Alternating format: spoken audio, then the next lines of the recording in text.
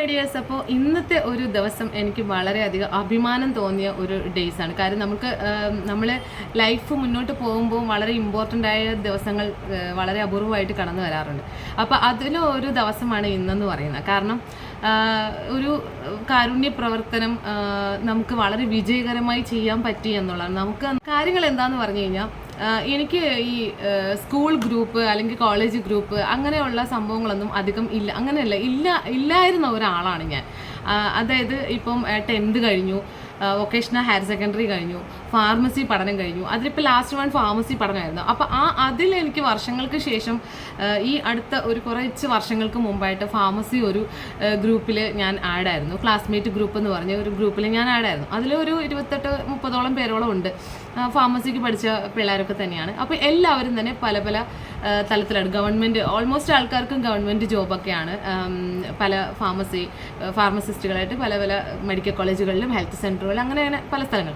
അതുപോലെ തന്നെ ഒരുപാട് പേര് സ്വന്തമായി ഫാർമസി ഇട്ടിട്ട് നിൽക്കുന്നവരുണ്ട്. അപ്പോൾ അങ്ങനെ എല്ലാവരും അത്യാവശ്യം നല്ല രീതിയിലൊക്കെയാണ്. അങ്ങനെ തീരെ മോശം അവസ്ഥയിലോട്ട് പോയ ആരും എനിക്ക് അറിയില്ല അതിൽ.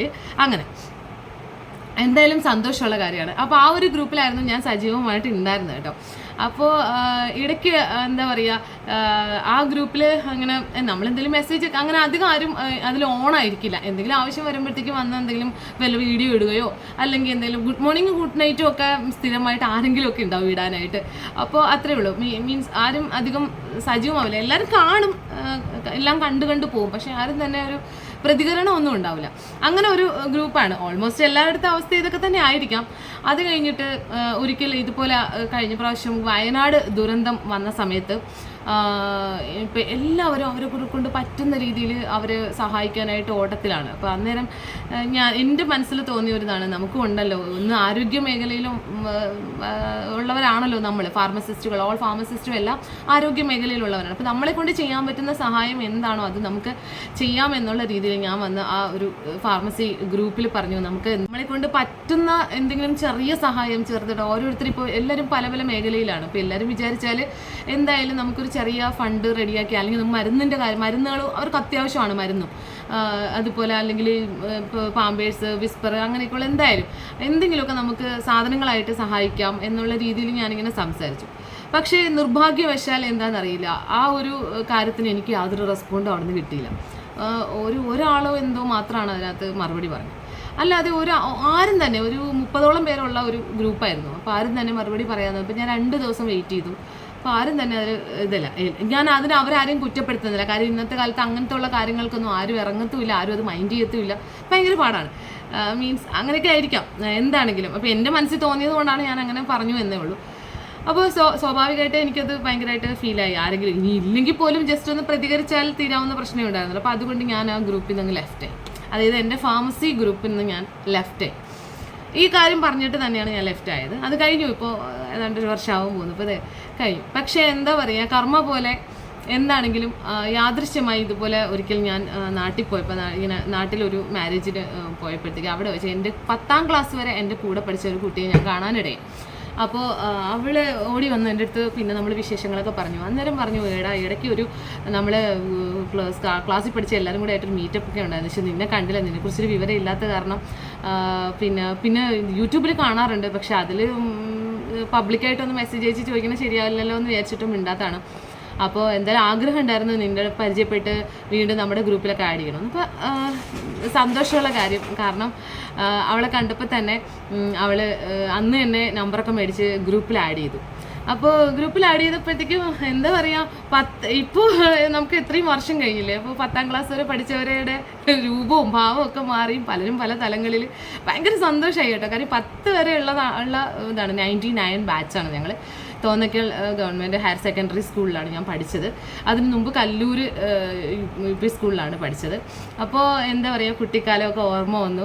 അപ്പോൾ അധികം ഫ്രണ്ട്സ് ഇല്ലാത്ത ആളായിരുന്നു. എനിക്കങ്ങനെ ഡീപ്പ് ഫ്രണ്ട്സൊന്നും ഇല്ല, ഫ്രണ്ടും ഇല്ല ഫ്രണ്ട്സും ഇല്ല. ആകെ 10 വരെ ഒരു കൂട്ടുകാരി ഉണ്ടായിരുന്നു, മഞ്ജു എന്ന് പറഞ്ഞാൽ. അവളിപ്പോഴും എൻ്റെ നാട്ടിൽ തന്നെയാണ്, ഹാപ്പി ലൈഫാണ്, കുഴപ്പമില്ല.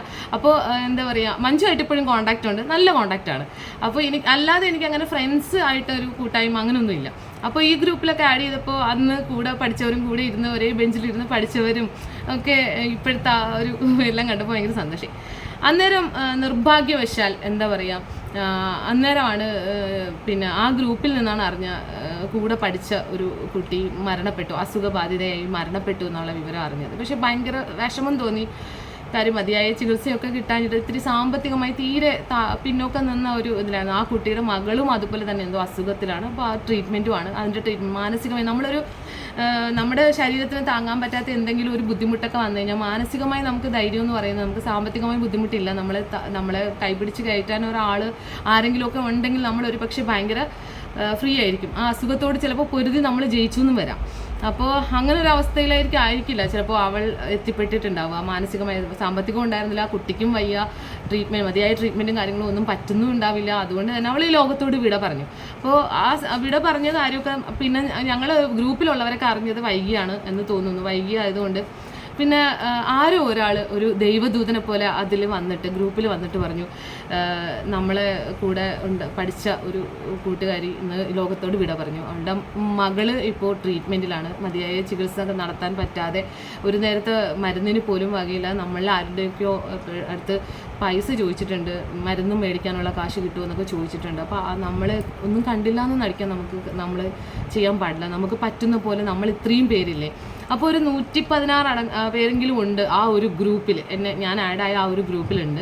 അപ്പോൾ നമ്മൾ ഇത്ര പേരും വിചാരിച്ചാൽ പറ്റുന്ന പോലെ ചെറിയ തുക വിചാരിച്ചാൽ നമുക്ക് അവരെ സഹായിക്കാൻ പറ്റില്ല. അതുപോലെ തന്നെ നമ്മളെ കൂടെ പഠിച്ച മറ്റൊരാളും ഇതുപോലെ ഒരു അസുഖബാധിതയാണ്, സാമ്പത്തികമായി ചികിത്സിക്കാൻ യാതൊരു മാർഗവും ഇല്ലാതിരിക്കുന്നൊരു അവസ്ഥയിലാണ്. അപ്പോൾ നമുക്ക് അവളെയും സഹായിക്കണം. ഒരു കാരണവശാലും ചികിത്സ കിട്ടാതെ അവളും ഈ ലോകത്തോട് വിട പറയാൻ പാടില്ല, അവളും ജീവിക്കണം നമ്മളെപ്പോലെ. നമുക്ക് എന്താ ചെയ്യാൻ പറ്റുക എന്നുള്ള ഒരു സംസാരം ആ ഗ്രൂപ്പിൽ വന്നു. അപ്പോൾ സ്വാഭാവികമായിട്ടും പെട്ടെന്ന് എല്ലാവരും പ്രതികരിച്ച് തുടങ്ങി. അതിനെന്താ ചെയ്യാമല്ലോ, അപ്പോൾ എല്ലാവരും കൂടെ പറ്റുന്നത് മതി, ഇത്ര എമൗണ്ട് ഒന്നും വേണ്ട, 10 രൂപയാണെങ്കിൽ 10 രൂപ, മെയിൻ 5 രൂപയാണെങ്കിൽ 5 രൂപ ഒരാളിട്ടാൽ 116 പേരില്ലേ, അപ്പോൾ പറ്റുന്ന പോലെ ഇട്ടാൽ മതി എന്ന് പറഞ്ഞു. ഒരാൾ തന്നെ വന്നു. ആ ആൾ തന്നെ പെട്ടെന്ന് ഒരു അക്കൗണ്ട് ഡീറ്റെയിൽസ് കൊടുത്തു, ഈ അക്കൗണ്ടിലേക്ക് നിങ്ങൾ ഇടുക.